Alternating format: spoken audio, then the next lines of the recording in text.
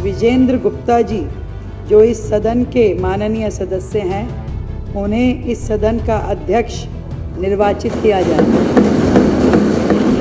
बैठिए, बैठिए, बैठिए, बैठिए, मैडम बैठिए, मैडम बैठिए, मैडम बैठिए। मैं कड़े शब्दों में आतिशी जी के व्यवहार की निंदा करता हूं कि उन्होंने सौहार्दपूर्ण वातावरण में चल रहे इस सदन को बिना कारण के डिस्टर्ब करने की कोशिश की। इनकी अराजकता के खिलाफ ये कहना है, सदन में आवाज उठनी चाहिए।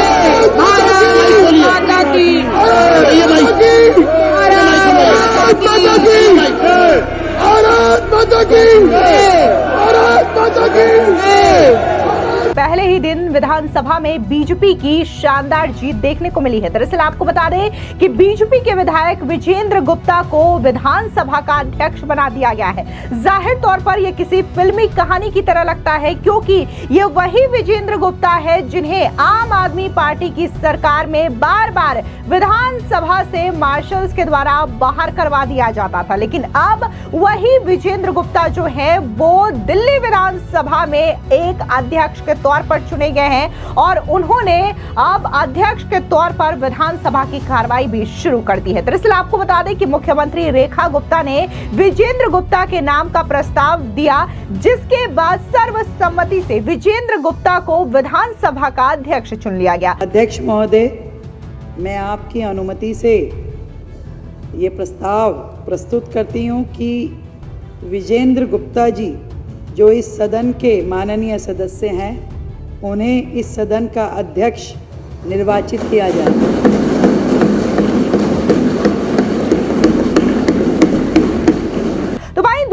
और आपको बता दें कि पहले दिन आतिशी को जम करके फटकार विजेंद्र गुप्ता ने लगाई है। दरअसल आपको बता दें कि आतिशी जो है वो विपक्ष की नेता प्रतिपक्ष है और इस दौरान जब आतिशी को बोलने का मौका दिया गया तो उन्होंने जिस तरीके के आरोप लगाए उसको लेकर के अध्यक्ष विजेंद्र गुप्ता ने आपत्ति जाहिर की, जिसके बाद आपको बता दें कि सदन में जोरदार तरीके से हंगामा देखने को मिला, जिसके बाद विधानसभा की कार्रवाई को स्थगित कर दिया गया। सीधे तौर पर आपको बता दें कि आतिशी ने यहां पर यह आरोप बीजेपी पर लगाया और ये कहा कि बीजेपी दलित विरोधी और सिख विरोधी है, जिसके बाद अध्यक्ष वीरेंद्र गुप्ता ने आतिशी के इन बयानों को लेकर के खड़ी आपत्ति जताई। बैठिए, बैठिए, बैठिए, मैडम बैठिए, मैडम बैठिए, मैडम बैठिए।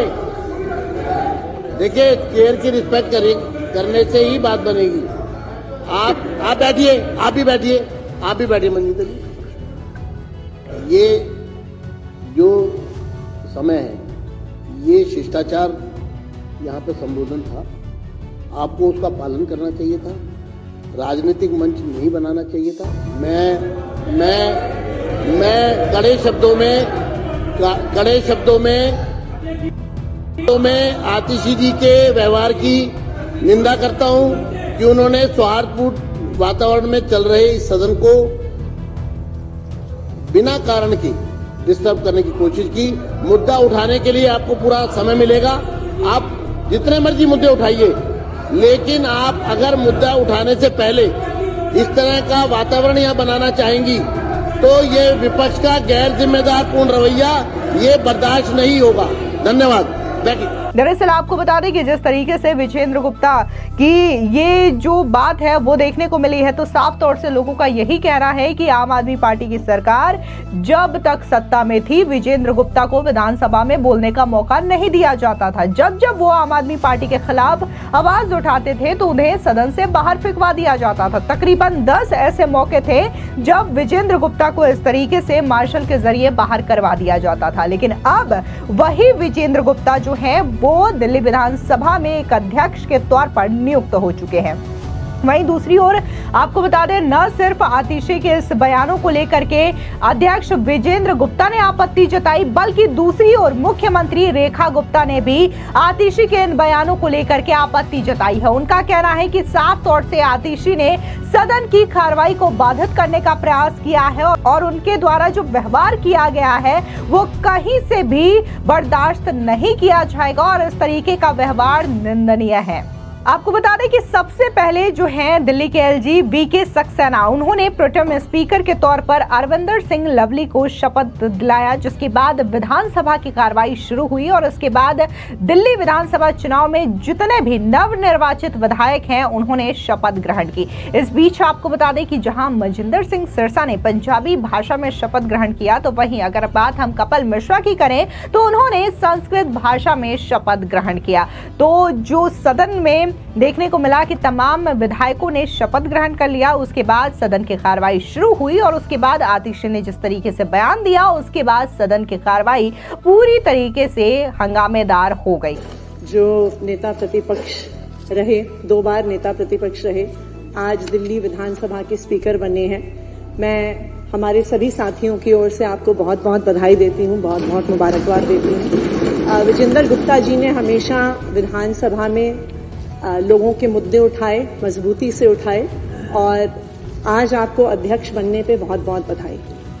लेकिन अध्यक्ष महोदय, एक बात पे बहुत दुख व्यक्त करूंगी, जो आपके स्पीकर होने के नाते आपकी दिल्ली विधानसभा में जो दलित विरोधी, सिख विरोधी एक्शन हुआ है, मुख्यमंत्री कार्यालय से बाबा साहब भीमराव अंबेडकर की और शहीद आजम भगत सिंह की फोटो हटा दी गई है, जो दिखाता है कि भारतीय जनता पार्टी की दलित विरोधी मानसिकता है, सिख विरोधी मानसिकता है। बाबा साहब भीमराव अंबेडकर कौन है? वो व्यक्ति हैं जिन्होंने भारत को संविधान दिया। बाबा साहब भीमराव अंबेडकर वो व्यक्ति हैं जिन्होंने दलितों को अधिकार दिया। शहीद आजम भगत सिंह वो व्यक्ति हैं जिन्होंने 23 साल की उम्र पर जान गंवा दी भारत को आजादी दिलाने के लिए। लेकिन भारतीय जनता पार्टी ने सरकार में आते ही मुख्यमंत्री कार्यालय से बाबा साहब भीमराव अंबेडकर की तस्वीर हटा दी। आप बैठिए मैडम, बैठिए। भगत सिंह की तस्वीर हटा दी। ये भारतीय जनता पार्टी का मजिंदर सिंह सिरसा जी अपने विचार रखेंगे। तो वहीं दूसरी ओर आपको बता दें कि मजिंदर सिंह सिरसा ने आतिशी के द्वारा लगाए गए आरोपों पर करारा पलटवार किया और उन्होंने ये कहा कि आम आदमी पार्टी उन लोगों के साथ मिल गई है जिन्होंने सिखों का नरसंहार करवाया था। मजिंदर गुप्ता जी, मैं जहां आपको बहुत बहुत बधाई देता हूं। आपका बहुत लंबा एक्सपीरियंस है। 3 बार निगम पार्षद के रूप में, स्टैंडिंग कमेटी के चेयरमैन के रूप में हमने आपके साथ निगम में भी काम किया, हमने आपके साथ विधानसभा में भी काम किया। जो संसदीय प्रणाली की आपको जानकारी है और जिस तरीके से दिल्ली के मुद्दे आप बड़ी शिद्दत से उठाते रहे हैं, हमें बहुत आज खुशी हुई कि जब आपको अध्यक्ष के रूप में इस सदन में सेवा का मौका मिला। ये हम सबके लिए बड़े हर्ष की बात है। और मैं एक बार जहां आपको बधाई देना चाहता हूं, अपने सभी सदस्यों के से मिलकर हम सब आपको बधाई देते हैं। हमें पता है कि ये जो विधानसभा में आपके साथ होता था, जैसे हमारी अभी सीएम महोदय ने कहा, बहुत बुरा होता था। मैं अभी बैठा हुआ यही कह रहा था, बहुत बुरा समय आपने देखा। लेकिन ऐसा होता है, ये समय का चक्कर है।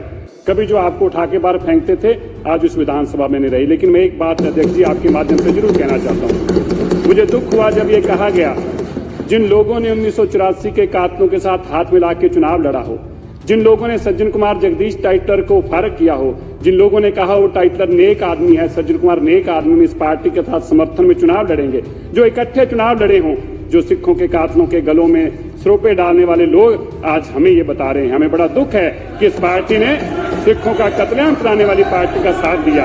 और इसी तरह से मेरा आपसे अनुरोध है, बैठ जाइए, बैठ जाइए, आप बैठिए। धन्यवाद। मैं आपको बहुत प्यार से कह रहा हूँ, बैठिए, बैठिए। लवली जी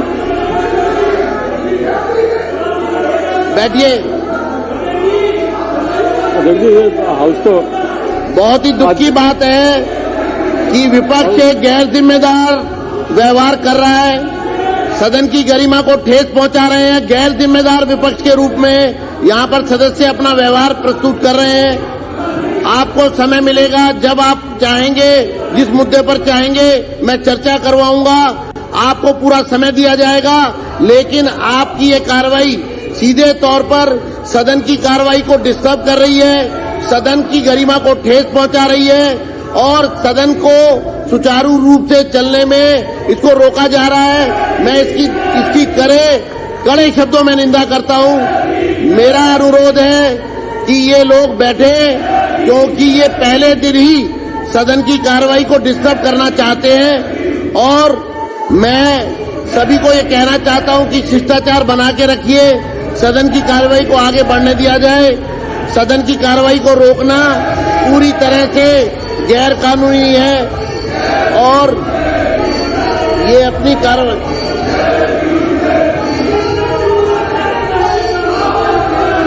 मेरा ये अनुरोध है कि आप अपना आसन ग्रहण करिए और सदन की कार्रवाई को सुचारू रूप से चलने दिया जाए।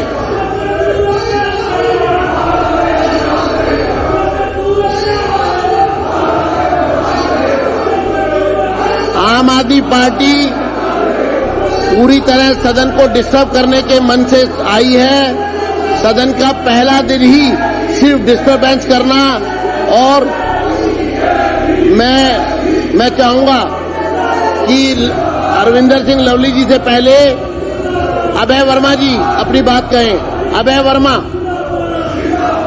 अध्यक्ष जी, ये जो अभी मैं चाहूंगा आ रहे हैं, पक्ष के सदस्यों के माइक खोल दिए जाएं। ये 62 से 22 पे आ गए, इनको समझ में नहीं आ सदस्यों के रहा। माइक खोल दिए जाएं। पक्ष के केवल माइक खोल दिए जाएं। क्या किया है? के सदस्यों के माइक खोले जाएं, ये डिस्टर्ब कर रहे हैं और इसलिए पक्ष के सदस्य बोलेंगे। आप बोलिए।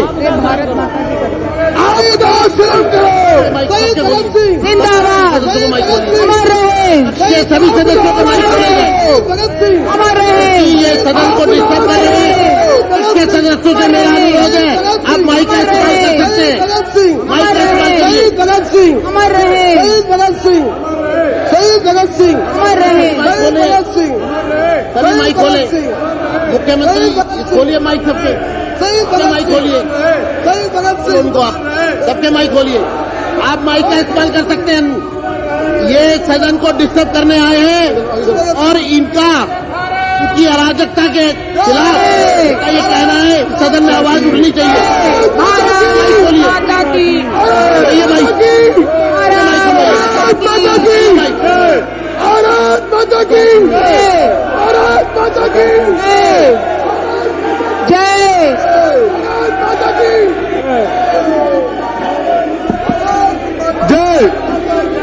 जय जय। बहुत ही दुख की बात है कि सदन को डिस्टर्ब करने के लिए ये लोग खड़े हुए हैं। बहुत ही दुख की बात है।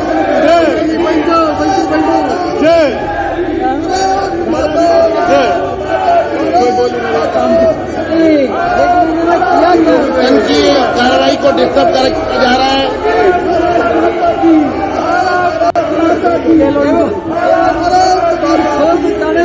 तो 15 मिनट के लिए एडजॉर्न किया जाता है।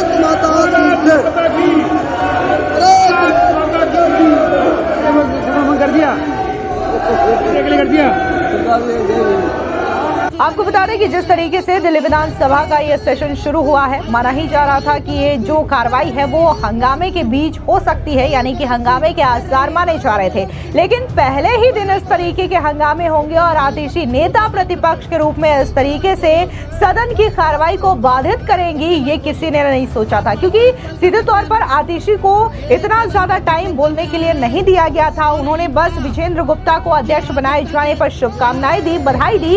उसके बाद उन्होंने बीजेपी पर गंभीर आरोप लगा दिया कि कैसे बीजेपी दलित विरोधी है, सिख विरोधी है। क्योंकि आतिशी का यह कहना है कि मुख्यमंत्री का जो कार्यालय है वहां पर जो डॉक्टर भीमराव अंबेडकर और शहीद आजम भगत सिंह की जो फोटो लगी थी उसे हटा दिया गया है। इसी चीज को लेकर के आतिशी ने आपत्ति जताई। उसके बाद ये जो कार्रवाई है वो हंगामे में तब्दील हो गई। आपको बता दें कि विधानसभा का ये सेशन इसलिए भी खास माना जा रहा है क्योंकि न सिर्फ ये सदन की शुरुआत हुई है, यहाँ पर तमाम विधायकों ने अपना शपथ ग्रहण किया है, बल्कि अब दिल्ली के एलजी वीके सक्सेना का अभिभाषण होगा। उसके बाद माना जा रहा है कि सीएजी रिपोर्ट यानी कि 14 कैग रिपोर्ट, जिसका कब से इंतजार किया जा रहा था, वो रिपोर्ट भी इसी सेशन में टेबल की जाएगी। जिसके बाद अरविंद केजरीवाल की मुश्किलें बढ़ सकती है क्योंकि इसी कैग रिपोर्ट के जरिए शराब घोटाला, शीश महल घोटाला, डीटीसी घोटाला, जल बोर्ड घोटाला, इन तमाम घोटालों की पोल खुलेगी और अरविंद केजरीवाल की मुश्किलें बढ़ जाएंगी। फिलहाल